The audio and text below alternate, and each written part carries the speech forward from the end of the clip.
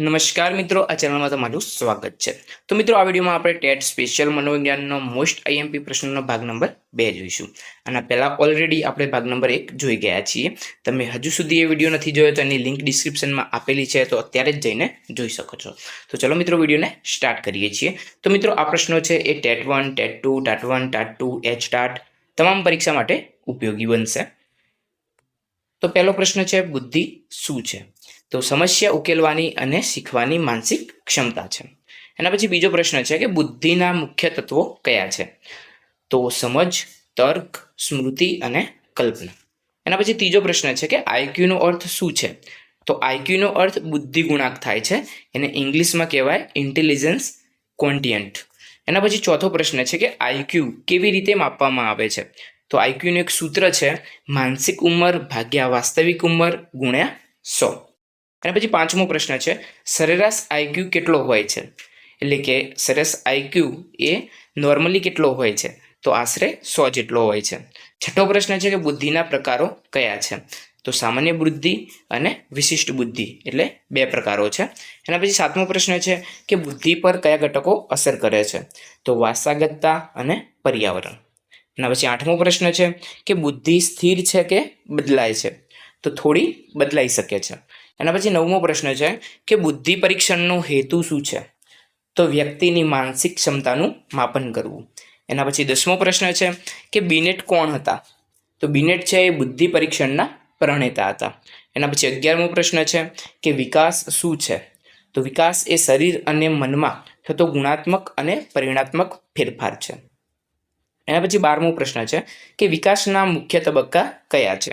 તો શિશુ, બાળ, કિશોર અને પ્રૌઢ.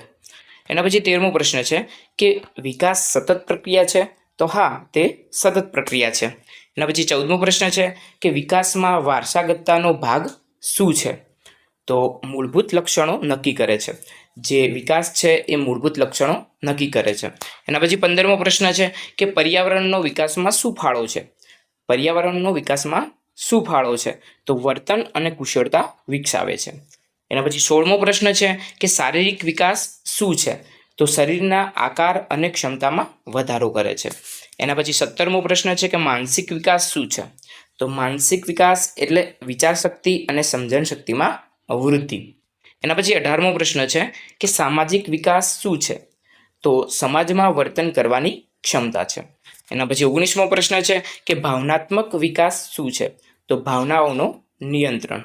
એના પછી 20મો પ્રશ્ન છે કે ભાષા વિકાસ ક્યારે શરૂ થાય છે?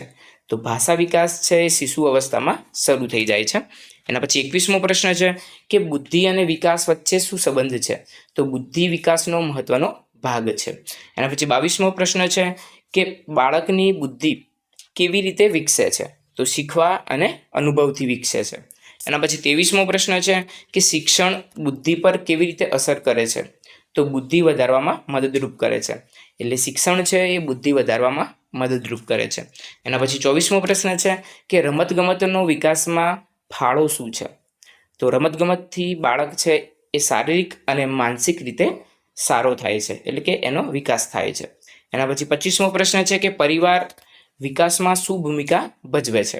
તો પ્રથમ શિક્ષણનું સ્થળ છે. એના પછી 26મો પ્રશ્ન છે કે પિયાજે કોણ હતા? તો બાળ વિકાસના વિખ્યાત મનોવૈજ્ઞાનિક હતા. એના પછી 27મો પ્રશ્ન છે કે પિયાજેના તબક્કા કેટલા છે? તો પિયાજે 4 તબક્કા આપેલા છે. 28મો પ્રશ્ન છે કે સેન્સરી મોટર તબક્કો શું છે? તો જન્મથી 2 વર્ષ સુધીનો તબક્કો છે એને સેન્સરી મોટર તબક્કો કહે છે. એના પછી 29મો પ્રશ્ન છે કે પ્રી ઓપરેશનલ તબક્કો શું છે? તો પ્રી ઓપરેશનલ તબક્કો છે એ 2 થી 7 વર્ષનો સમયગાળામાં જે બાળકોને આવે છે એ તબક્કો છે. એના પછી 30મો પ્રશ્ન છે કોન્ક્રીટ ઓપરેશનલ તબક્કો શું છે? તો કોન્ક્રીટ ઓપરેશનલ તબક્કો છે એ 7 થી 11 વર્ષના બાળક માટે હોય છે. એના પછી 31મો પ્રશ્ન છે કે ફોર્મલ ઓપરેશનલ તબક્કો શું છે? તો ફોર્મલ ઓપરેશનલ તબક્કો છે એ 11 વર્ષ પછીના બાળકો માટે હોય છે. એના પછી 32મો પ્રશ્ન છે કે બાળ વિકાસમાં શિક્ષકની ભૂમિકા શું છે? તો માર્ગદર્શન અને પ્રોત્સાહન આપવું. એના પછી 33મો પ્રશ્ન છે કે વિકાસમાં વ્યક્તિગત ભિન્નતા શું છે? તો દરેક બાળક અલગ રીતે વિકસે છે. તો એ વ્યક્તિગત ભિન્નતા છે. એના પછી 34મો પ્રશ્ન છે કે બુદ્ધિમાં લિંગ ભેદ હોય છે? તો સામાન્ય રીતે નથી હોતો. એના પછી 35મો પ્રશ્ન છે કે વિકાસમાં પોષણનું મહત્વ શું છે? તો શારીરિક વૃદ્ધિ માટે આવશ્યક. એના પછી 36મો પ્રશ્ન છે કે બાળકના વિકાસમાં રમતનું મહત્વ શું છે? તો સર્વાંગી વિકાસ. એટલે કે બાળક છે એ રમશે તો સર્વાંગી વિકાસ થશે. એના પછી 37મો પ્રશ્ન છે કે શિક્ષણમાં બુદ્ધિ પરીક્ષણ કેમ જરૂરી છે? તો યોગ્ય માર્ગદર્શન માટે. એના પછી 38મો પ્રશ્ન છે કે બાળ વિકાસમાં અનુસરણ શું છે? તો મોટા લોકોનું અનુસરણ. એટલે કે બાળ વિકાસમાં જે અનુસરણ એટલે કે બાળક છે એ મોટાને જોઈ અને એનું અનુસરણ કરશે, એટલે પોતાના જીવનમાં ઉતારશે. એના પછી 39મો પ્રશ્ન છે કે સામાજિક પર્યાવરણનો પ્રભાવ શું છે? તો વર્તનમાં સુધારો કરે છે. એના પછી 40મો પ્રશ્ન છે કે બુદ્ધિ અને પ્રતિભા વચ્ચે શું તફાવત છે? તો બુદ્ધિ સામાન્ય છે અને પ્રતિભા વિશેષ છે. એના પછી 41મો પ્રશ્ન છે કે વિકાસના નિયમો કયા છે? તો મથાળાથી પગ તરફ અને અંદરથી બહાર તરફ. તો આ બે એના નિયમો છે. એના પછી 42મો પ્રશ્ન છે કે શિક્ષણ વિકાસને કેવી રીતે પ્રભાવિત કરે છે? તો નવી કુશળતા વિકસાવીને. એના પછી 43મો પ્રશ્ન છે કે બાળકોમાં જિજ્ઞાસા કેમ મહત્વપૂર્ણ છે? તો શીખવાની પ્રેરણા આપે છે એટલા માટે. એના પછી 44મો પ્રશ્ન છે કે બુદ્ધિ વધારવા શું કરવું જોઈએ? તો વાંચન, વિચાર અને અભ્યાસ. એના પછી 45મો પ્રશ્ન છે મનોવિજ્ઞાનનો અર્થ શું છે? તો મન અને વર્તનનો અભ્યાસ. એના પછી 46મો પ્રશ્ન છે કે બાળ વિકાસમાં સંસ્કૃતિનો પ્રભાવ શું છે? તો વર્તન અને મૂલ્યો બનાવે છે. તો એ એનો પ્રભાવ છે. એના પછી 47મો પ્રશ્ન છે કે બાળકોમાં સર્જનાત્મકતા શું છે? તો બાળકમાં સર્જનાત્મકતા એ નવી વિચાર શક્તિ છે. એના પછી 48મો પ્રશ્ન છે કે વિકાસમાં અવરોધો કયા છે?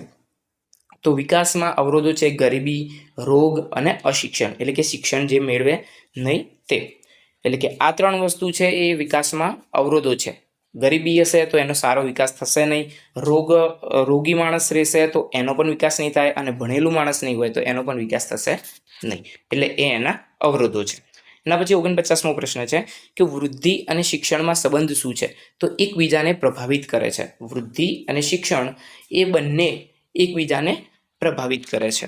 એના પછી 50મો પ્રશ્ન છે કે સર્વાંગી વિકાસ શું છે? સર્વાંગી વિકાસ એટલે શારીરિક, માનસિક, સામાજિક અને ભાવનાત્મક આ ચારેય વિકાસ થાય એને સર્વાંગી વિકાસ કહે છે. તો મિત્રો અહીંયા 50 વિકલ્પો પૂરા થયા છે. હવે આના પછીના ભાગમાં આપણે આના પછીના ટોપિક પણ લઈને આવીશું અને મોસ્ટ આઈએમપી પ્રશ્નો પણ આપણે લઈને આવીશું. તો મિત્રો આ ભાગ તમને પસંદ આવ્યો હોય તો આ વિડીયોને લાઇક, શેર અને સબસ્ક્રાઈબ કરવાનું ભૂલશો નહીં.